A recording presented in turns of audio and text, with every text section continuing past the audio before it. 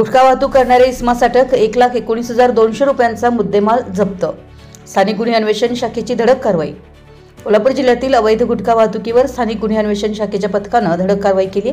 या कारवाईत 1,19,200 रुपये किमतीचा गुटखा, मोटरसायकल आणि मोबाईल हँडसेट असा मुद्देमाल जप्त करण्यात आला असून एकास अटक करण्यात आली। ही कारवाई पोलीस अधीक्षक योगेश कुमार गुप्ता यांच्या मार्गदर्शनाखाली अपर पोलीस अधीक्षक अण्णासाहेब जाधव आणि स्थानिक गुन्हे अन्वेषण शाखेचे पोलीस निरीक्षक रवींद्र कळमकर यांच्या नेतृत्वाखाली करण्यात आली।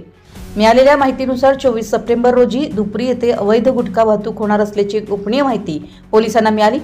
त्यानुसार पोलीस उपनिरीक्षक शेष मोरे यांच्या पथकानं जवाहर रोड हुपरी येथे सापळा लावला। या कारवाईत मोटरसायकलवरून गुटखा वाहतूक करणारा महावीर राजगोंडा पाटील वय 52 राहणार अंबाईनगर रेंदाळ तालुका हातकणंगले यास ताब्यात घेण्यात आले। त्याच्या कब्जातून केसरीयुक्त विमल पान मसाला, आयएमडी आदी गुटखा किंमत 49,200 रुपये तर मोटरसायकल व मोबाईलसह एकूण 1,19,200 रुपयांचा मुद्देमाल जप्त करण्यात आला आहे।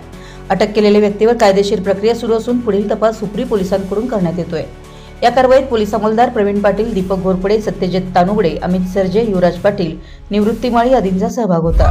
आपल्या परिसरातील महत्त्वाच्या बातम्या पाहण्यासाठी आमच्या नवसंकेत न्यूज चॅनलला YouTube वर सबस्क्राइब करा आणि बेल आयकॉन प्रेस करा।